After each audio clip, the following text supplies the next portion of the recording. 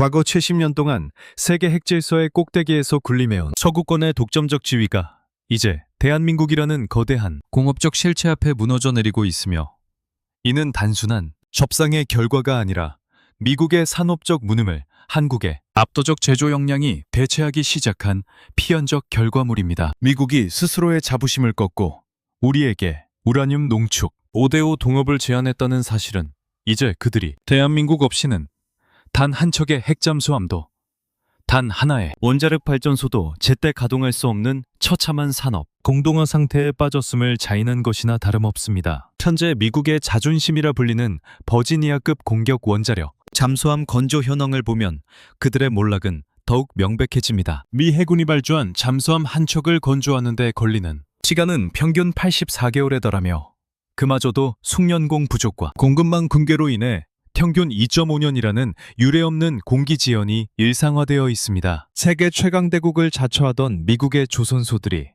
노후화된 설비와 비효율적인 공정 속에서 허덕이는 동안, 대한민국의 울산과 거제는 디지털 트윈 기반의 자동화 설계 시스템과 70%가 넘는 로봇 용접 자동화율을 바탕으로 6,000톤급 잠수함을 단 60개월 만에 뽑아내고 있습니다. 미국 대비 25% 이상 빠른 이 압도적인 속도 격차는 단순히 빨리 만드는 문제가 아니라 현대전의 핵심인 전략 자산을 적기에 투입할 수 있는 국가적 실행력의 차이를 의미합니다. 미국이 우리에게 매달리는 이유는 또 있습니다. 그들이 자랑하던 우라늄 농축 시장에서의 지배력은 이미 과거의 영광일 뿐입니다. 현재 전 세계 전농축 우라늄 시장에서 미국의 점유율은 고작 4%대로 추락했으며, 핵 잠수함 가동의 핵심인 농축 우라늄 공급망의 27%가 사실상 붕괴된 상태입니다. 반면 우리 대한민국은 연간 5,000톤 이상의 우라늄을 한 채의 오차도 없이 운영하며 세계 원전 건설 시장에서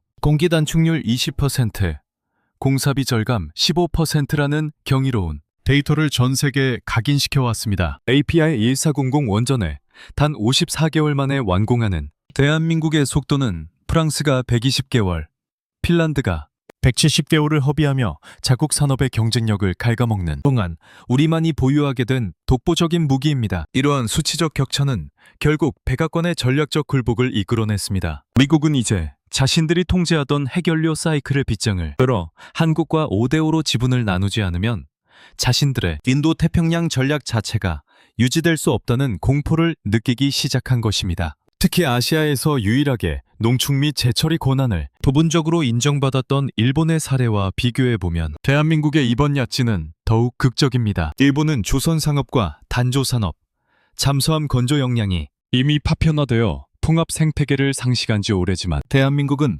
원자로 설계부터 선체 건조, 핵심 부품의 70% 이상 국산화율을 한데 묶은 유일한 국가 단위의 거대 공장입니다. 우리는 더 이상 미국이 짜놓은 판 위에서 움직이는 수동적인 동맹이 아닙니다. 미국 상무장관이 협상 막판에 팩트시트에서 핵심 문구를 삭제하려 획책하며 우리의 발목을 잡으려 했으나 결국 발표 2분 전 우리 측의 단호한 공세에 밀려 무릎을 꿇은 사례는 대한민국이 쥐고 있는 기술적 패권이 얼마나 강력한지를 보여주는 상징적인 사건입니다. 미국이 비확산 원칙이라는 낡은 명분을 내세워 우리를 통제하려 했던 시대는 끝났습니다. 이제 그들은 자신들의 노후한 핵 인프라를 수선하고 중국과 러시아의 팽창을 저지하기 위해 대한민국의 정밀한 제조 공정과 안정적인 공급망을 구걸해야 하는 처지에 놓였습니다. 세계의 안보 분석가들이 경악하는 지점은 바로 이 실행력의 불균형입니다. 서구권 국가들이 환경 규제와 노동력 부족이라는 늪에 빠져 전략무기 생산에 수십 년을 허비하는 동안, 대한민국은 3,700톤급 KSS-3 프로그램에서 축적된 모듈 화율 80% 이상의 기술력을 핵 잠수함 체계로 그대로 전이할 준비를 마쳤습니다. 이미 KSS-3 배치 2에서 10메가와트급 저농축 원자력 추진체 설계를 검토하며 축적한 실질적 데이터는 우리가 결심만 하면 7에서 8년 내 첫 번째 핵잠수함 기체를 완성할 수 있다는 확신을 전 세계에 주고 있습니다. 결국 이번 미 대통령의 동업 제안은 대한민국을 단순한 하청기지가 아니라 세계 핵연료 패권을 공동으로 지배하는 글로벌 파트너로 승격시킨 역사적 사건입니다. 이는 우리가 구걸에서 얻어낸 권리가 아니라 미국의 공백을 정확히 메울 수 있는 유일한 대안이 대한민국뿐이라는 냉혹한 시장 논리와 기술적 우위가 만들어낸 결과입니다. 서구 열강들이 설계도 위에서 공상적인 일정에 매달리 대한민국의 용접 불꽃은 실질적인 전략의 실체를 만들어내고 있습니다. 이러한 산업적 자신감은 이제 에너지 자립을 넘어 누구의 눈치도 보지 않고 대양을 누빌 수 있는 핵추진, 잠수함이라는 거대한 함대의 탄생으로 이어질 수밖에 없는 구조적 필연성을 갖게 되었습니다. 미국이 그토록 감추고 싶어 했던 자신들의 산업적 민낯과 한국의 빈틈없는 생산체계가 맞물리는 순간 동북아시아의 군사지형은 이미 우리의 손안에서 재편되기 시작했습니다. 이제 우리는 단순히 핵연료를 수입해 전기를 만드는 나라가 아니라 전 세계 핵연료의 흐름을 통제하고 가장 효율적인 핵 잠수함을 가장 빠르게 찍어낼 수 있는 핵 공업 제국의 문턱에 서 있습니다. 미국과의 5대5 동업은 그 거대한 여정의 시작일 뿐이며 이는 필연적으로 우리가 그동안 금기시해왔던 핵연료 제철이라는 마지막 빗장마저 우리 스스로 부수게 만드는 강력한 동력으로 작용하게 될 것입니다. 미국이 우리에게 넘겨준 것은 단순한 지분이 아니라 자신들이 더 이상 감당할 수 없게 된 글로벌 안보의 주도권 그 자체이기 때문입니다. 이러한 주도권의 전이는 단순히 연료의 확보에 그치지 않고 우리 해군이 작전 반경을 수천 킬로미터 밖으로 확장해야만 하는 새로운 전략적 의무를 부여하고 있습니다. 미국이 제안한 5대5 우라늄 농축 동업은 단순히 에너지 시장의 지분을 나누는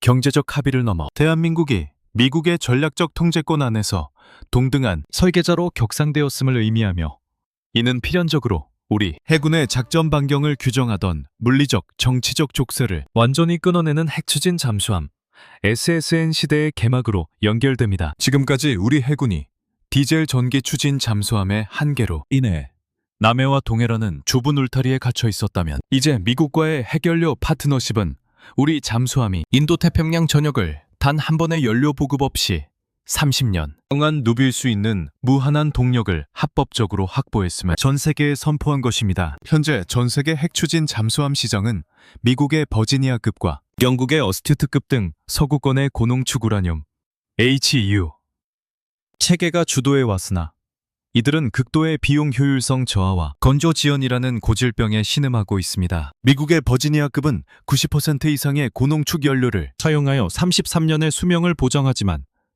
정작 함체를 만드는 데 드는 비용과 시간은 상상을 초월합니다. 반면 대한민국이 설계 중인 핵추진 잠수함은 국제적 비확산 기준을 완벽히 준수하는 20% 이하의 저농축 우라늄 에리율 기반으로 하면서도 자동화율 70% 이상의 초정밀 공정 기술을 결합해 미국 대비 건조, 비용을 35% 이상 절감하는 혁신적인 구조를 갖추고 있습니다. 이는 기술적 위험은 미국이 관리하고 실제 생산의 속도와 효율성은 한국이 담당하는 이른바 한미 핵잠수함 분업 모델의 핵심 동력입니다. 우리가 주목해야 할 숫자는 4,000km라는 압도적인 작전 반경의 확장입니다. 기존 디젤 잠수함이 3주마다 수면 위로 올라와 숨을 쉬어야 하는 치명적 약점을 안고 1,600km 남짓한 거리에서 작전할 때 핵연료 자립을 이룬 대한민국 핵잠수함은 반지름 4,000km, 즉 작전 면적 면에서 기존 대비 6.5배에 달하는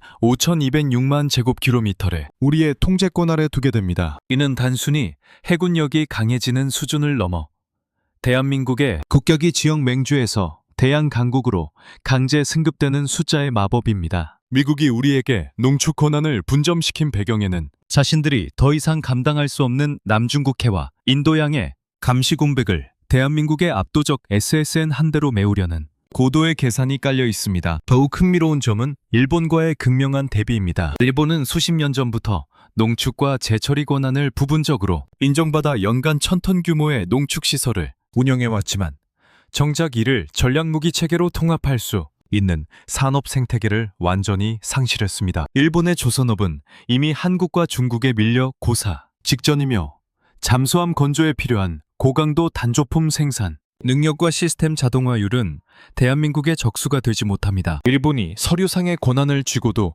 실질적인 핵잠수함 건조에 착수하지 못하는 사이 대한민국은 연간 12만 톤의 완조 생산량과 세계 최고 수준의 원자로 소형화 기술을 결합해 움직이는 원자력 발전소를 바다 밑에 집어넣는 실질적인 실행력을 증명해 보였습니다. 미국이 일본 대신 한국의 손을 잡고 5대5 동업을 제안한 것은 종이 위의 권리보다 공장의 용접 불꽃이 더 중요하다는 냉혹한 국제정치의 현실을 보여주는 대목입니다. 대한민국의 핵잠수함은 이제 단순한 가설이 아닌 KSS-3배치라는 구체적인 플랫폼 위에서 현실화되고 있습니다. 유럽의 군사 전문지들이 분석하듯 한국은 이미 3,700톤급 잠수함 건조 과정에서 선체 용접 자동화 비중을 유럽 평균보다 12% 높게 유지하며 공정, 리스크를 극한으로 줄였습니다. 여기에 우리가 미국과 공동으로 확보하게 될 농축 우라늄, 공급망이 결합되면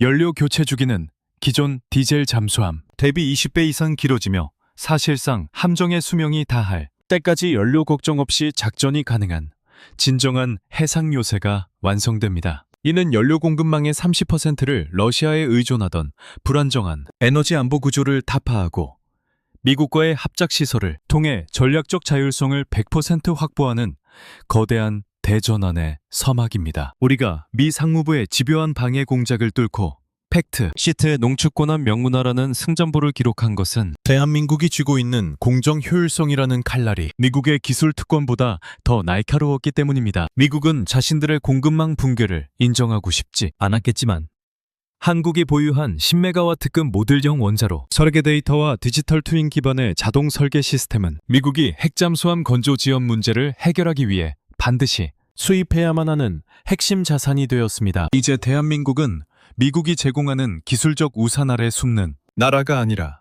미국의 전략적 공백을 실질적인 하드웨어로 채워주는 대체 불가능한 파트너로서 그들의 안보 전략 한복판에 깃발을 꽂았습니다. 핵연료의 자립은 곧 주권의 완전한 회복을 의미합니다. 그동안 우리가 핵 잠수함을 꿈꾸면서도 미국의 승인과 이제는 우리가 직접 농축시설의 지분을 보유하고 연료를 생산함으로써 독자적인 작전 계획을 수립할 수 있는 기반을 마련했습니다. 국가로의 변모를 상징합니다. 하지만 이 거대한 진전에도 불구하고 우리가 해결해야 할 마지막 퍼즐 조각이 남아 있습니다. 연료를 스스로 농축하고 잠수함을 찍어내는 능력만으로는 부족합니다. 우리가 사용하고 남은 핵연료, 즉 95% 이상의 재활용 가치를 지닌 전략 자원을 어떻게 처리하느냐의 문제가 바로 그것입니다. 미국이 농축 권한을 열어준 것은 시작일 뿐이며 이제 논의의 초점은 필연적으로 사용 후 핵연료의 재처리라는 금단의 영역으로 옮겨갈 수밖에 없는 구조적 압박이 형성되고 있습니다. 미국과의 우라늄 농축 5대5 동업이 대한민국의 에너지 주권을 선포한 사건이라면 그 뒤를 잇는 원자력 잠수함의 심장, 즉 소형 원자로 설계 기술의 독립은 대한민국을 세계 해양 질서의 포식자 위치로 벽상시키는 실질적인 기술 패권의 완성입니다. 우리는 흔히 핵 잠수함을 단순히 핵연료로 가는 배라고 생각하기 쉽지만 본질은 수만 개의 부품이 원자로라는 거대한 에너지원과 한 몸처럼 움직여야 하는 정밀공학의 결정체입니다. 여기서 대한민국은 미국조차 경악할 만한 속도로 자신들만의 길을 개척해냈습니다. 미국의 버지니아급이 90% 이상의 고농축 연료에 집착하며 천문학적인 유지 보수 비용을 쏟아붓는 동안 대한민국은 20% 이하의 저농축 우라늄, 엘리움만으로도 30년 이상 함체를 가를 필요가 없는 스마트 기반 원자로 기술을 잠수함 플랫폼에 성공적으로 이식하는 데 성공했습니다. 이것이 왜 무서운 데이터인가 하면 바로 전투 지속, 능력과 은밀성의 차원이 다르기 때문입니다. 기존의 디젤 잠수함은 수시로 수면 근처로 올라와 스노클링을 하며 산소를 흡입하고 엔진을 돌려야 했기에 적의 대잠 초계기에 노출될 위험이 상존했습니다. 그러나 대한민국이 설계한 70메가와트급 모듈형 원자로는 단 0.5톤 내외의 연료만으로도 지구 수바퀴를 돌 수 있는 동력을 생성하며 소음 수치를 극단적으로 낮춘 전기 추진 방식을 결합해 바다 밑에 조용한 암살자로서의 면모를 갖추었습니다. 미국 전문가들이 한국의 KSS-3배치 이 설계를 검토하며 가장 긴장했던 부분도 바로 이 지점입니다. 자신들은 수십 년간 고착된 비효율적인 생산 구조 때문에 시도조차 못하던 저농축 고효율의 공식을 대한민국은 특유의 통합산업 생태계를 통해 단숨에 현실로 구현해냈기 때문입니다. 더욱이 대한민국의 원자로 기술은 단순한 모방이 아닌 철저한 국산화를 전제로 합니다. 우리는 이미 원전 부품 공정에서 자동화율 70% 이상을 달성했고 품질 관리 자동 검사 비율은 80%를 상회합니다. 이는 미국이나 유럽의 원전 산업이 숙련공의 은퇴와 공급망 단절로 인해 품질 관리에 허덕이는 것과 극명한 대조를 이룹니다. 해외 언론들이 한국이 핵 잠수함을 건조할 경우 미국보다 단가를 20% 이상 낮추면서도 성능은 동등하거나 이상을 뽑아낼 수 있다고 분석하는 근거가 바로 여기에 있습니다. 우리는 단순히 기술을 배운 것이 아니라 그 기술을 가장 빠르고 저렴하며 완벽하게 양산할 수 있는 산업적 근육을 키워온 것입니다. 미국이 자신들의 핵잠수함 생산 지원 문제를 해결하기 위해 한국의 조선소와 인력 플랫폼에 눈독을 들이는 것은 자존심 센 강대국의 뒤늦은 항복 선언과도 같습니다. 이제 시선을 일본으로 돌려보십시오. 일본은 원자력 잠수함 보유를 꿈꾸며 수십 년간 미국에 매달려왔지만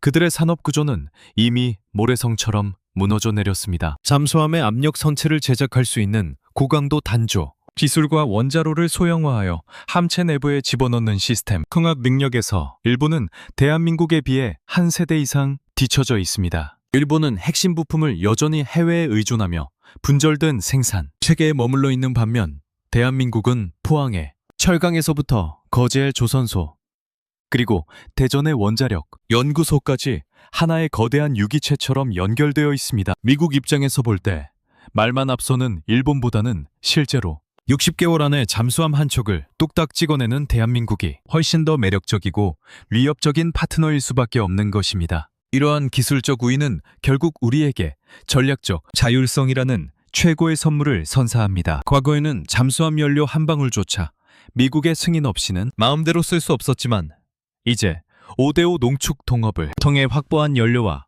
우리 손으로 만든 원자로가 결합되는 순간 대한민국의 핵잠수함은 그 누구의 허락도 받지 않고 전 세계 어느 해역이든 진입할 수 있는 주권의 칼날이 됩니다. 남중국해의 복잡한 영유권 분쟁 지역이나 인도양의 주요 해상로에서 우리 함대가 독자적인 작전을 수행하는 모습은 더 이상 상상이 아닙니다. 이는 단순히 해군력의 강화를 넘어 대한민국이 미국의 인도태평양 전략의 하위 파트너가 아니라 그 전략의 핵심 축을 담당하는 공동 설계자로 인정받았음을 의미합니다. 하지만 우리가 이 기술적 정점에서 잊지 말아야 할 냉혹한 진실이 있습니다. 아무리 뛰어난 원자로와 함체를 가지고 있다 하더라도 그 안에서 타오르는 연료의 주기를 완벽하게 통제하지 못한다면 우리의 독립은 반쪽짜리에 불과합니다. 미국이 우라늄 농축의 문을 열어준 것은 거대한 진보이지만 동시에 우리에게는 또 다른 과제가 주어졌습니다. 매년 쏟아지는 수백 톤의 사용 후 해결료를 어떻게 처리할 것인가?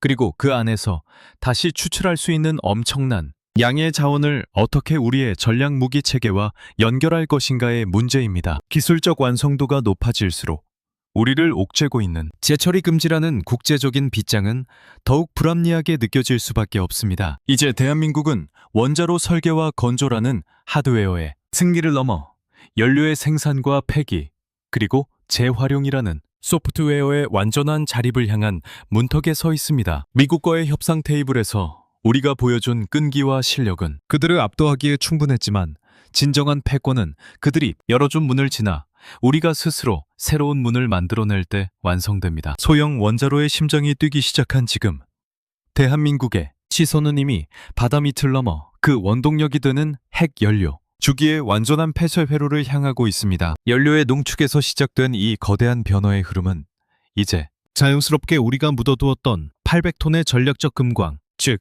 재처리 권한이라는 폭발적인 뇌관을 건드리기 시작했습니다. 과연 미국은 우리가 제안하는 이 위험하고도 매혹적인 다음 단계의 제안을 거절할 수 있을까요? 아니, 그들에게는 이제 거절할 힘조차 남아있지 않을지도 모릅니다. 대한민국이 우라늄 농축의 5대5 지분을 확보하고 독자적인 소형 원자로 기술을 완성했다는 사실은 이제 논의의 초점이 단순히 에너지를 만드는 법에서 에너지를 지키고 자립시키는 법으로 이동해야 함을 의미합니다. 그 핵심에는 연간 5,000톤에 달하는 우라늄 공급망의 안정적 통제권이 있으며 이는 대한민국의 안보 지형을 러시아와 중국의 영향권으로부터 완전히 분리해내는 거대한 경제 군사적 독립, 전쟁의 정점입니다. 지금까지 우리는 원전 24기를 가동하기 위해 필요한 전홍축 우라늄의 30%를 러시아에 의존해왔고 나머지 물량 역시 미국과 캐나다, 유럽의 자비에 맡겨야 했습니다. 그러나 미국 대통령이 직접 제안한 이 파격적인 동업은 대한민국이 더 이상 국제시장의 구매자가 아니라 전 세계 해결료 시장의 공급망을 공동으로 재편하는 지배자의 위치에 올라섰음을 뜻합니다. 러시아의 자원 무기화와 글로벌 공급망의 불확실성이 증대되는 가운데 대한민국이 농축시설의 운영권을 직접 행사하게 된다는 것은 전략적 자율성이 산술적으로 개선할 수 없는 수준까지 확대됨을 의미합니다. 단순히 수입선을 다변화하는 차원을 넘어 우리가 직접 원료를 가공하고 이를 미국이 관리하는 30개국 이상의 원료 사용국에 공동 공급하게 될 때 발생하는 지정학적 영향력은 가히 파괴적입니다. 이는 일본이 과거 수십 년간 누려온 농축 권한을 단숨에 압도하는 성과이며 산업적 기반이 무너진 일본과는 달리 우리는 농축부터 실제 원전 가동, 그리고 핵잠수함으로 이어지는 수직 계열화된 통합 시스템을 통해 그 권한을 200% 활용할 준비가 되어 있습니다. 미국이 왜 일본이 아닌 한국을 선택해 5라는 파격적인 숫자를 던졌겠습니까? 그것은 바로 한국의 제조 밀도가 미국의 붕괴된 인프라를 수선할 유일한 대안이기 때문입니다. 공급망의 자립은 곧 핵잠수함 작전의 완전한 독립으로 이어집니다. 연료를 100% 외부에서 들여와야 했던 시절에 핵잠수함은 사실상 목줄이 메인 사자와 다름없었습니다. 공급국이 연료 수출을 중단하거나 정치적 조건을 내걸 경우 우리의 가장 강력한 전략 자산은 단숨에 고철로 변할 위험이 있었습니다. 하지만 이제 우리가 농축 지분을 갖고 국내에서 연료를 직접 생산하게 되면 대한민국 해군의 SSN 함대는 외교적 압박이나 국제정세의 변화에 구애받지 않고 25년에서 30년에 이르는 단일 연료 주기 동안 지구 반대편까지 투사될 수 있는 진정한 자유를 얻게 됩니다. 이것은 단순히 해군력이 강해지는 것이 아니라 대한민국의 외교적 발언권이 핵연료의 무한한 동력만큼이나 강력해지는 거대한 체급의 변화입니다. 여기서 우리는 미국의 비겁하고도 절박한 속내를 읽어내야 합니다. 미국은 현재 자국 내 우라늄 농축 점유율이 4%까지 추락하며 에너지 패권을 상실할 위기에 처해 있습니다. 그들이 자랑하던 기술적 해자는 이미 구식 설비와 노동력 부족으로 인해 메말라 버렸습니다. 반면 대한민국은 원전 부품 국산화율 70%, 자동 검사 비율 80%라는 경이로운 생산성을 유지하며 전 세계에서 가장 정밀하고 빠른 공정관리 능력을 보유하고 있습니다. 미국이 한국의 눈을 돌린 이유는 명확합니다. 자신들이 잃어버린 생산의 속도와 단가의 효율성을 한국을 통해 수혈받으려는 것입니다. 해외 언론들이 분석하듯 한국이 농축을 시작할 경우 미국의 비효율적인 구조를 걷어내고 단가를 20% 이상 낮출 수 있다는 사실은 이제 한미연맹의 중심축이 기술에서 제조로 그리고 다시 전략적 공생으로 급격히 이동하고 있음을 보여줍니다. 하지만 이러한 공급망의 독립이 완성되는 순간 우리는 더 거대하고 냉혹한 현실과 마주하게 됩니다. 우라늄을 들여와 농축하고 잠수함에 넣어 가동하는 과정은 완벽해 보이지만 그 과정의 끝에는 사용 후 핵연료라는 또 다른 금광이자 골칫덩이가 남아 있습니다. 매년 우리 원전에서 쏟아지는 800톤의 폐기물 중 95% 이상이 다시 쓸 수 있는 자원임에도 불구하고 우리는 지금까지 이를 땅속에 묻어두기만 했습니다. 농축 권한을 확보함으로써 입구 전략은 성공했지만 출구 전략인 재처리 권한이 막혀있는 한 우리의 핵연료 주기는 여전히 반쪽짜리 자립에 불과합니다. 미국이 농축의 문을 열어준 것은 우리를 파트너로 인정했다는 증거이기도 하지만 동시에 재처리라는 더 큰 권한을 주지 않기 위한 최후의 방어선일지도 모릅니다. 우리는 이제 5,000톤의 우라늄을 스스로 다루는 국가로서 더 이상 일본에만 허용되었던 재처리 특권을 묵과할 수 없는 위치에 도달했습니다. 농축 기술과 잠수함 건조 역량 그리고 전 세계가 선호하는 APR-1400의 건설 속도는 우리가 이미 일본을 넘어선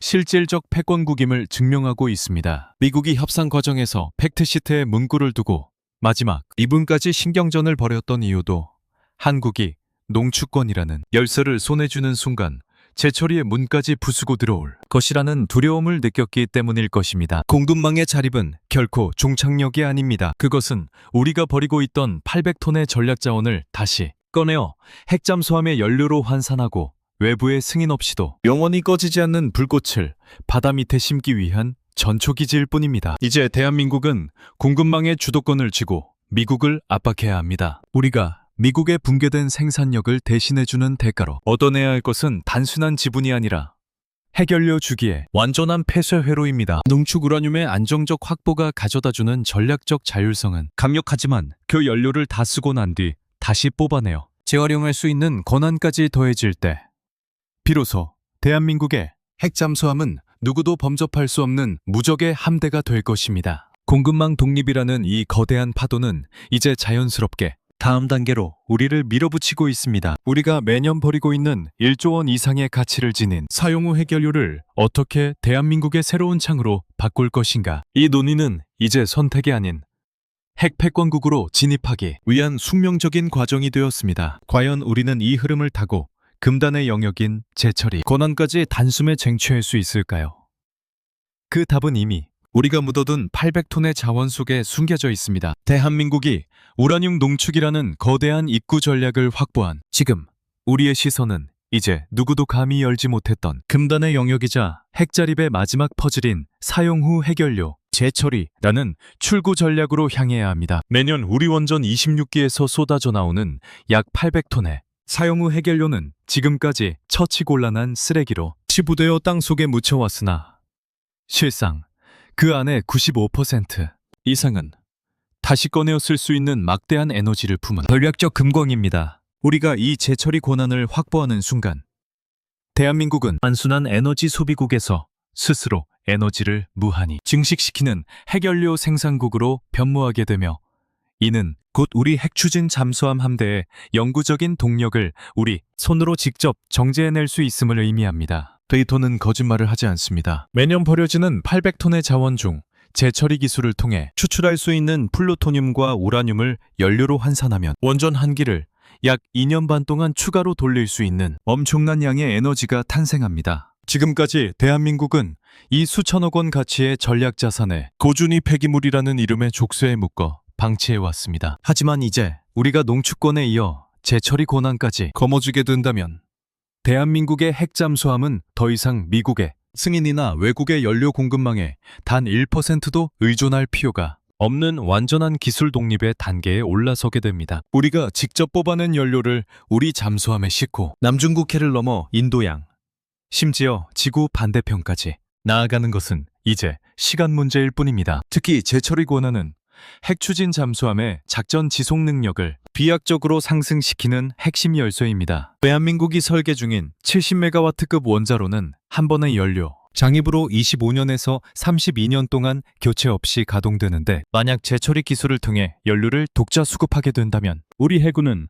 단 한 척의 SSM만으로도 수십 년간 중단 없는 전력 투사가 가능해집니다. 이는 디젤 잠수함이 3주마다 수면 위로 올라와 숨을 몰아쉬며 위치를 노출해야 했던 치욕의 역사를 끝내고 바다 밑에서 수십 년을 버틸 수 있는 침묵의 지배자로 거듭나는 과정입니다. 재처리를 통해 확보된 연료는 단순히 비용을 아끼는 차원이 아니라 전시에 외부 공급망이 차단된 극한의 상황에서도 우리 함대를 끝까지 움직이게 하는 최후의 생명선이 될 것입니다. 우리가 주목해야 할 또 다른 지점은 일본과의 불공정하고 기형적인 격차입니다. 일본은 이미 로카쇼무라에 연간 800톤 규모의 재처리 시설을 갖추고 있으며 45톤 이상의 플루토늄을 보유하여 미국을 상대로 막강한 협상력을 발휘하고 있습니다. 반면 세계 최고의 원전 건설 및 운영 능력을 갖춘 대한민국은 그동안 단 1g의 재처리조차 허용되지 않았던 불평등한 구조 속에 갇혀 있었습니다. 하지만 이번 팩트시트에서 나타난 한미 관계의 구조적 대전환은 이 낡은 체제를 뒤흔드는 서막입니다. 미국이 자신들의 붕괴된 핵산업 생태계를 복구하기 위해 한국의 정밀 제조 능력을 절실히 필요로 하게 된 지금 재처리 권한은 더 이상 우리가 애걸복걸해서 얻어내야 할 시혜가 아니라 미국의 전략적 공백을 메워주는 대가로 당당히 요구해야 할 정당한 청구서입니다. 산업적 측면에서 재처리 권한 확보는 대한민국의 금속, 단조 및 원전 플랜트 산업의 상상을 초월하는 폭발적 시너지를 가져올 것입니다. 연간 12만 톤에 달하는 우리의 압도적인 단조 생산량과 세계 투입되는 순간 한국은 단숨에 세계 5번째 완전형 전략 통제권 보유국으로 도약하게 됩니다. 미국, 러시아, 프랑스만이 누리던 이 배타적 권력의 계층에 대한민국이 이름을 올리는 것입니다. 이는 단순히 원자력 기술 하나를 얻는 수준을 넘어 대한민국의 국가 체급 자체가 문명의 상위 계층으로 이동하는 거대한 도약입니다. 제철이 기술이 가져올 경제적 효과 또한 무시할 수 없습니다. 원전 수출 시장에서 대한민국이 APR 1400이라는 하드웨어 패키지를 제공하게 된다면 우리의 가치는 지금보다 최소 3배 이상 뛰어오를 것입니다. 프랑스나 핀란드가 건설에만 10년 이상을 허비하며 자멸하는 동안 우리는 단 54개월 만에 원전을 짓고 연료의 토탈 솔루션 국가가 되는 것입니다. 이는 단순히 수출 실적을 올리는 것을 넘어 전 세계 원전 시장의 기준을 대한민국이 새롭게 정의하는 표준 패권의 결국 사용 후 해결료 재처리는 대한민국이 핵추진 잠수함을 완성하기 위한 마지막 뇌관과도 같습니다. 연료의 농축에서 시작된 에너지는 재처리를 통해 비로소 완전한 순환을 이루게 되며 이 순환 구조를 갖춘 국가만이 진정한 의미의 전략무기 통제권을 가질 수 있습니다. 미국 상무부 관료들이 협상 마지막까지 팩트시트 문구를 삭제하려 발악했던 이유도 한국이 이 재처리라는 마지막 빗장을 여는 순간 더 이상 자신들이 통제할 수 없는 독자적 패권국으로 진화할 것임을 알았기 때문입니다. 하지만 시대의 흐름은 이미 우리 편으로 기울었습니다. 이제 대한민국은 묻혀있던 800톤의 금광을 캐내어 다다미 4,000km를 누빌 핵잠수함의 심장으로 바꿔놓아야 합니다. 이것은 선택의 문제가 아니라 우리 해군이 대양, 강국으로 나아가기 위해 반드시 통과해야 할 문입니다. 재처리 권한을 확보하는 순간 우리의 작전 반경은 지도상의 선을 넘어 우리의 의지가 닿는 모든 곳으로 확장될 것입니다. 미국이 열어준 농축의 문은 이제 자연스럽게 재처리라는 더 거대한 폭풍을 불러오고 있으며 대한민국은 그 폭풍의 중심에서 새로운 해양 질서의 지배자로 우뚝 서게 될 것입니다. 연료의 순환이 완성되는 그날 대한민국의 핵잠수함은 그 누구의 눈치도 보지 않고 가장 깊은 바다에서 가장 차갑고 날카로운 주권의 힘을 증명하게 될 것입니다. 우리가 버렸던 과거의 폐기물은 이제 내일의 가장 강력한 무기가 되어 돌아올 준비를 마쳤습니다. 이 거대한 전략적 대전환의 물결은 이제 멈출 수 없는 필연이며 우리는 그 물결의 정점에 서서 다음 단계의 비상을 준비하고 있습니다. 과연 다음 부분에서 다룰 일본과의 결전, 그리고 우리가 구축하여 6척의 SSN 체계는 어떤 모습일지 이미 숫자가 예고하는 대한민국의 승리는 시작되었습니다. 대한민국이 농축권과 재처리라는 해결료 주기의 핵심, 권한을 장악해 나가는 과정에서 반드시 마주해야 할 숙명적인 라이벌은 바로 일본입니다. 하지만 우리가 냉정하게 데이터를 통해 분석해보면 지금까지 일본이 누려온 아시아 유일의 핵특권은 이제 유효기간이 끝난 낡은 유선에 불과하며 산업의 실질적인 실행력 면에서 대한민국은 이미 일본을 저만치 따돌리고 추월의 단계를 넘어 압도의 단계로 진입했습니다. 일본은 로카슈무라 재처리 시설과 연간 1000톤급의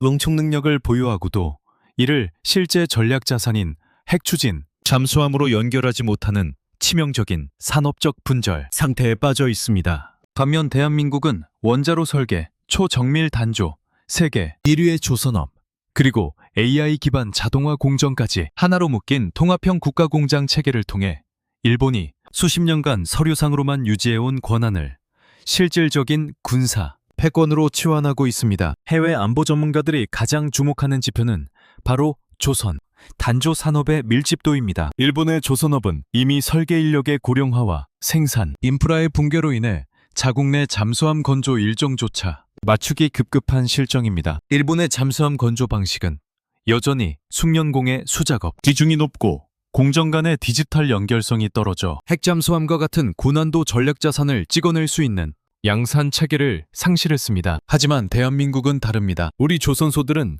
잠수함 조립 공정에서 모듈 화율을 80% 이상으로 끌어올렸으며 용접 자동화 비중은 일본은 물론 유럽 평균보다도 12% 이상 높습니다. 이러한 격차는 핵 잠수함 건조 시 공정 리스크를 극한으로 줄이고 일정의 예측성을 극대화하는 결정적 요소가 됩니다. 미국이 일본이라는 오랜 맹방을 두고도 굳이 한국의 눈을 올려 해결료 동업을 제안한 이유는 일본에는 없는 물건을 제대로 만들어내는 힘이 한국에 있기 때문입니다. 우리가 구축할 6척의 핵추진 잠수함 체계는 일본의 해상, 자유대가 가질 수 없는 차원이 다른 전략적 깊이를 제공할 것입니다. 일본의 잠수함 전력은 기본적으로 수비형에 국한되어 있으며 연료 교체를 위해 주기적으로 함체를 갈라야 하는 디젤 전기 추진 방식의 한계에서 벗어나지 못하고 있습니다. 그러나 대한민국은 직접 농축한 연료와 재처리를 통해 확보한 전략 자원을 바탕으로 30년 동안 연료 교체 없이 바다 밑을 누비는 공격형 SSN 함대를 보유하게 됩니다. 이는 일본이 독점해온 동북아 해양 질서의 균형을 완전히 붕괴시키는 사건입니다. 일본은 자신들이 가진 플루토늄 45톤을 어떻게 처리할지 몰라 국제사회의 눈치를 보며 전전긍긍하는 동안 우리는 그 자원을 핵 잠수함의 무한한 동력으로 전환하여 독도와 이어도는 물론 일본의 생명선인 주요 해상, 교통로를 완벽하게 통제할 수 있는 실질적인 힘을 갖추게 됩니다. 경제적 가치면에서도 일본은 이미 한국의 상대가 되지 않습니다. 한국형 원전 APR-1400은 건설 기간이 54개월에 불과해 일본의 144개월 대비 압도적인 경쟁력을 자랑합니다. 여기에 우리가 확보할 핵연료 재처리 및 관리 패키지가 결합되면 전 세계 원전 시장은 한국형 풀서비스에 열광할 수밖에 없습니다. 일본은 원전을 팔고 싶어도 연료 주기 서비스를 제공할 산업적 결속력이 부족하지만 한국은 국가 단일 공장 체제를 통해 건설부터 연료 재활용까지 책임지는 무적의 비즈니스 모델을 완성했습니다. 이는 일본의 원전 산업을 고사시키는 것을 넘어 대한민국의 경제적 영토를 전 세계로 확장하는 원자력 제국의 탄생을 예고하는 것입니다. 미국이 협상 과정에서 한국에 농축 지분을 넘겨주며 일본과 유사한 수준의 지위를 부여한 것은 사실상 아시아의 안보 파트너 중심축을 일본에서 한국으로 옮기겠다는 강력한 신호입니다. 미국은 일본의 산업적 쇠퇴를 목격하며 더 이상 일본에만 의존해서는 중국과 러시아를 막아낼 수 없다는 결론에 도달했습니다. 반면 한국은 KSS-3 프로그램에서 증명했듯 단 60개월 만에 전략 잠수함을 찍어내는 경이로운 실행력을 보유하고 있습니다. 이러한 실행력이 뒷받침되지 않는 권한은 허상에 불과하며 미국은 그 허상을 버리고 한국이라는 실질적인 칼날을 선택한 것입니다. 일본 언론들이 이번 한미 합의를 두고 당혹감을 감추지 못하는 이유도 자신들이 누려온 유일한 기득권이 한국의 압도적 공업 역량 앞에 순식간에 무력화되었음을 직감했기 때문입니다. 이제 대한민국은 일본을 거울 삼아 우리의 길을 가야 합니다. 일본이 권한을 가지고도 기술 통합에 실패해 주저앉았다면 우리는 이미 확보한 세계 최강의 하드웨어, 제조 능력에 미국으로부터 받아낸 소프트웨어적 권한을 결합해 완성형 핵 패권을 구축해야 합니다. 800톤의 폐기물을 전략적 금광으로 바꾸고 이를 통해 얻은 동력으로 6척의 SSN이 24시간 동해와 남중국해를 감시하는 나라, 일본이 감히 상상도 못할 속도로 우리는 그 목표를 향해 나아가고 있습니다. 일본은 이제 우리의 경쟁 상대가 아니라 우리가 구축할 새로운 해안 질서 아래서 뒤처진 과거의 유산으로 남게 될 것입니다. 결국 한일 간의 핵 잠재력 대결은 누가 더 많은 서류를 가졌느냐가 아니라 누가 더 정밀하게 철판을 굽히고 원자로를 소형화하느냐의 싸움이었고,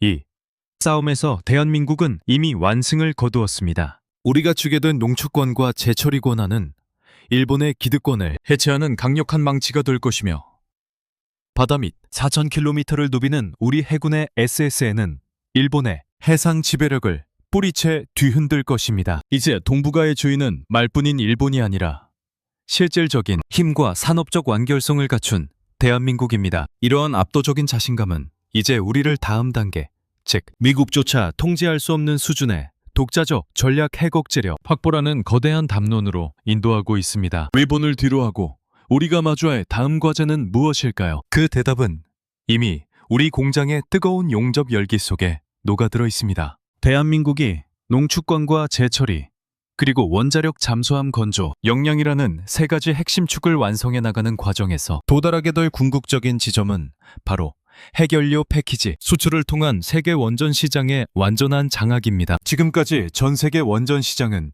건설 기술만으로는 패권을 유지하기 힘든 구조였습니다. 원자로를 지어주는 것보다 더 중요한 것은 그 안에 들어갈 연료를 안정적으로 공급하고 사용하고 남은 연료를 어떻게 처리하느냐는 핵연료 주기 사이클의 통제권이었기 때문입니다. 그동안 우리는 세계 최고의 건설 속도와 단가 경쟁력을 갖추고도 이 연료 통제권이 없어 입찰마다 미국이나 프랑스, 러시아의 눈치를 봐야 했습니다. 그러나 이제 미국과의 5대5 농축 동업과 재처리, 권한의 확장은 대한민국을 단순히 원전을 짓는 건설사에서 연료의 생산과 사후 관리까지 책임지는 에너지 제국으로 변모시키고 있습니다. 데이터로 증명되는 대한민국의 압도적 경쟁력은 경쟁국들을 꼼포에 몰아넣기에 충분합니다. 우리의 주력 원전인 APR 1400은 평균 건설 기간이 54개월로 프랑스의 120개월이나 핀란드의 170개월과는 비교조차 불가능한 속도를 자랑합니다. 여기에 우리가 직접 농축한 연료와 재처리 서비스를 패키지로 묶어 제공하게 되면 해외 발주국들 입장에서는 대한민국 외에 다른 선택지를 고려할 이유가 사라집니다. 건설비 15% 절감, 공기 20% 단축이라는 하드웨어적 간점의 연료 자립 및 재처리 지원이라는 소프트웨어적 독점권이 붙는 순간 대한민국은 전 세계 원전 시장의 70% 이상을 독식할 수 있는 풀 패키지 솔루션 보유국이 됩니다. 이는 연간 수십조 원의 고프를 창출하는 것을 넘어 전 세계 주요 에너지 거점에 대한민국의 전략적 영향력을 심는 에너지 안보 패권의 장악을 의미합니다. 특히 우리가 주목해야 할 시장은 중동과 동유럽입니다. 아랍에미리트, UAE 바라카 원전 성공 이후 전 세계는 한국산 원전의 신뢰성에 주목해왔습니다. 만약 우리가 농축 및 재처리 권한을 바탕으로 이들 국가의 연료 공급 보장 카드까지 제시한다면 이는 러시아의 에너지 무기화에 신음하는 유럽 국가들에게 유일한 구원줄이 될 것입니다. 미국이 자신들의 붕괴된 농축 점유율 4%를 복구하기 위해 한국의 5대5 동업을 제안한 속내도 여기에 있습니다. 미국은 기술적 표준은 유지하되 실제 시장을 뚫고 들어갈 창끝 역할은 대한민국의 압도적인 제조 및 서비스 역량에 맡기기로 결정한 것입니다. 이는 대한민국이 미국의 전략적 하청업체가 아니라 세계 핵질서를 재편하는 공동 운영자로 등극했음을 보여주는 결정적 증거입니다. 산업적 파급 효과 또한 상상을 초월합니다. 원전 연료의 국산화와 재처리 설비 구축은 국내 금속, 완조, 정밀기계, 자동화 로봇 산업에 전례 없는 활력을 불어넣을 것입니다. 연간 12만 톤에 달하는 우리의 단조 생산 능력 중 상당 부분이 고부가 가치의 핵연료 주기 부품 생산으로 전환되면서 대한민국은 국가 전체가 하나의 거대한 핵 공업 클러스터로 진화하게 됩니다. 이는 단순히 일자리 창출의 문제를 넘어 국가의 산업 구조를 저부가가치 제조에서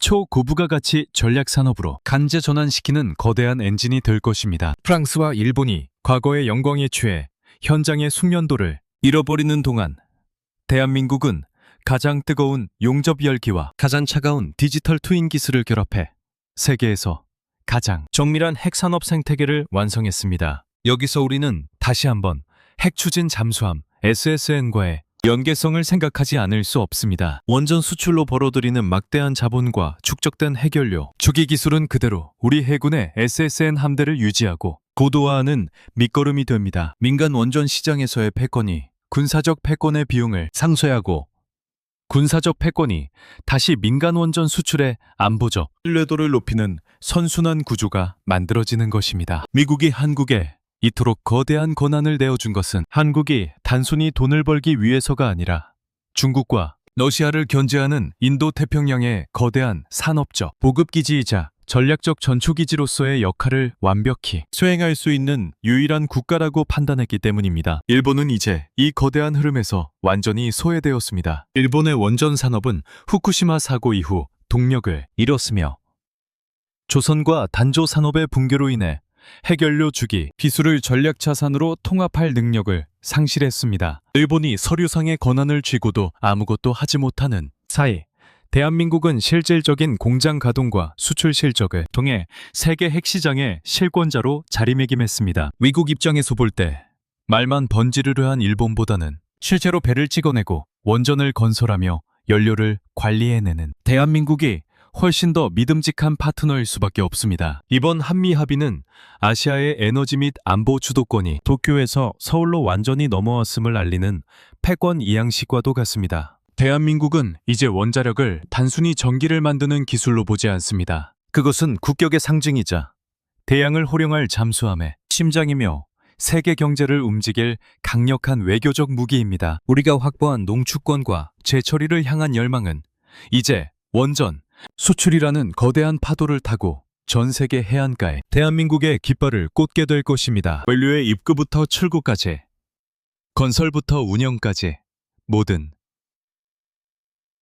과정을 완벽하게 통제하는 국가, 미국, 러시아, 프랑스만이 누리던 그 극소수의 핵 엘리트 클럽에 대한민국은 당당히 제4의 멤버로 입성하고 있습니다. 하지만 이 눈부신 성취 뒤에는 여전히 해결해야 할 마지막 전략적 갈등이 숨어 있습니다. 우리가 세계 시장을 장악하고 핵 잠수함 함대를 띄울수록 우리를 견제하려는 기존 강대국들의 보이지 않는 압박은 더욱 거세질 것입니다. 미국은 과연 한국이 자신들의 통제를 벗어나 독자적인 핵 억제력을 갖추려는 움직임까지 묵인할 것인가? 아니면 우리는 이 원전 수출 패권과 SSN 역량을 지렛대 삼아 미국조차 거부할 수 없는 완전한 핵자립의 마지막 관추를 채울 것인가? 이제 논의는 이 거대한 서사의 마지막 장, 대한민국이 맞이할 새로운 국가 전략의 완성형으로 향합니다. 대한민국이 우라늄 농축 지분 50%를 확보하고 사용 후 해결료 재처리의 문턱을 넘으며 독자적인 핵 추진, 잠수함, SSN 함대를 건설하는 이 거대한 서사의 종착역은 결국 한미동맹의 구조적 대전환과 대한민국의 독보적인 전략적 자율성 확보라는 신기원으로 귀결됩니다. 지금까지 우리가 미국의 안보 우산 아래에서 수동적으로 보호받던 안보 소비국이었다면 이제는 미국의 무너진 산업 기반을 수선하고 인도 태평양 지역의 전술적 공백을 실질적인 하드웨어로 메우는 안보 생산국이자 전략적 설계자로 격상된 것입니다. 이 과정에서 우리가 보여준 압도적인 제조 역량과 해결료, 주기 자립 의지는 단순히 기술적 성취를 넘어 21세기 새로운 국제 질서를 대한민국이 주도하겠다는 강력한 국가적 선언과도 같습니다. 우리가 주목해야 할 마지막 핵심 데이터는 바로 한미 원자력 협정의 실질적 무력화와 대등한 파트너십의 완성입니다. 미국 상무부와 국무부의 강경파들이 협상 마지막 2분 전까지 팩트시트에 문구를 두고 발악했던 이유는 한국이 해결료의 입구, 농축과 출구, 재처리를 장악하는 순간 더 이상 미국의 통제 기제가 작동하지 않을 것임을 직감했기 때문입니다. 하지만 미국은 결국 한국의 손을 들어줄 수밖에 없었습니다. 버지니아급 잠수함 건조에 84개월이나 허비하며 공정, 지연율 30%를 기록하는 미국의 처참한 조선업 현실 앞에서 단 60개월 만에 전략 잠수함을 찍어내고 API 1400 원전을 세계에서 가장 빠르게 완공하는 대한민국의 실행력은 미국이 생존을 위해 반드시 수혈받아야 할 산소 호흡기였기 때문입니다. 이제 대한민국 해군의 육척 SSN 체계는 단순히 북한의 위협을 억제하는 수준을 넘어 남중국해와 인도양 그리고 서태평양 전체의 해양 패권을 재편하는 강력한 지렛대가 될 것입니다. 우리가 직접 농축하고 재처리한 연료를 실은 우리 잠수함이 30년 동안 부상하지 않고 바다 밑을 지배할 때 주변국인 중국과 일본이 느낄 공포는 상상을 초월할 것입니다. 특히 일본은 수십 년간 미국에 매달려 얻어낸 종이 위의 권한들을 대한민국이 단 몇 년 만에 실질적인 군사력과 산업적 독점권으로 치환해버린 현실 앞에서 심각한 전략적 상실감을 맛보게 될 것입니다. 일본이 분절된 산업구조 속에서 주저앉아 있을 때 우리는 철강, 조선, 원자력, 방산을 하나로 묶은 국가 단위 통합공장을 가동해 세계 핵 엘리트 클럽의 4번째 자리를 당당히 꿰찼습니다. 이 거대한 변화의 흐름 끝에는 반드시 대한민국형 독자, 전략자산의 완전 통제라는 숙명이 기다리고 있습니다. 제조, 공급, 운용, 그리고 연료라는 전략무기 통제 4대 요소를 모두 손에 쥔 대한민국은 이제 누구의 허락도 받지 않고 국가의 운명을 스스로 결정할 수 있는 문명적 주권을 회복했습니다. 해외 안보 분석가들이 지적하듯 한국이 이번 합의를 통해 확보한 지위는 사실상 준핵보유국에 준하는 전략적 잠재력을 국제사회로부터 공인받은 것과 다름없습니다. 우리가 버려왔던 800톤의 사용 후 해결료가 재처리를 통해 무한한 동력으로 변하고 그것이 우리 잠수함의 심장을 뛰게 하는 순간 대한민국의 작전 반경은 지도상에 국경을 지우고 우리 민족의 야망이 닿는 모든 곳으로 확장될 것입니다. 산업적으로도 우리는 이제 세계 원전 시장에 절대 강자로 군림하게 될 것입니다. 건설부터 연료 공급, 사후 관리까지 책임지는 풀 패키지 서비스는 프랑스나 러시아 같은 기존 강대국들조차 흉내낼 수 없는 대한민국의 독점적 경쟁력입니다. 원전 수출로 벌어들이는 연간 수십조 원의 국부는 다시 우리 SSN 함대의 고도화와 차세대 원자력 기술 개발에 투입되어 그 누구도 넘볼 수 없는 기술적 해자를 구축하는 선순환을 완성할 것입니다. 이것은 단순한 경제 성장이 아니라 대한민국의 산업 구조 자체가 인류 문명의 핵심 에너지와 안보를 통제하는 중추신경계로 진화하는 과정입니다. 결국 이번 한미 원자력 및 안보 협상의 승리는 대한민국 국민들이 지난 수십 년간 땀 흘려 쌓아온 공업적 근육이 국제정치의 냉혹한 논리를 이겨낸 위대한 승리입니다. 미국 대통령이 5대5 동업을 제안하고 텍트시트에 우리의 권한을 명문화한 것은 대한민국이 더 이상 변방의 동맹국이 아니라 지구촌의 새로운 질서를 설계하는 킹메이커이자 롤메이커임을 인정한 것입니다. 우리는 이제 강대국들이 짜놓은 틀 안에서 움직이는 국가가 아닙니다. 우리가 굽히는 철판이 곧 세계 잠수함의 표준이 되고 우리가 정제하는 연료가 곧 세계 에너지의 흐름이 되는 대한민국 주도의 위대한 항해가 시작되었습니다. 이제 마지막 질문이 남았습니다. 우리는 이 압도적인 힘을 바탕으로 어떤 미래를 설계할 것인가? 답은 명확합니다. 바다 밑 4,000km를 소리 없이 지배하는 우리 SSN의 프로펠러 소리는 대한민국이 더 이상 누구에게도 머리 숙이지 않는 독립된 패권국임을 전 세계에 알리는 장엄한 서국이 될 것입니다. 연료의 자립에서 시작된 이 혁명은 이제 국가 전략의 완성형으로 나아가며 우리 후손들에게는 결코 흔들리지 않는 강한 나라, 전 세계가 우러러보는 핵공업 제국의 위상을 물려주게 될 것입니다. 숫자는 거짓말을 하지 않으며 우리가 흘린 땀과 불꽃은 이제 대한민국의 영원한 불꽃이 되어 대양을 밝힐 준비를 마쳤습니다. 이것이 바로 우리가 쟁취한 권리이자 책임이며 거부할 수 없는 역사의 필연입니다. 모든 분석과 프레임이 완성되었습니다. 당신의 야망을 담은 이 장엄한 설계도가 이제 실전, 제작으로 이어질 준비가 끝났습니다.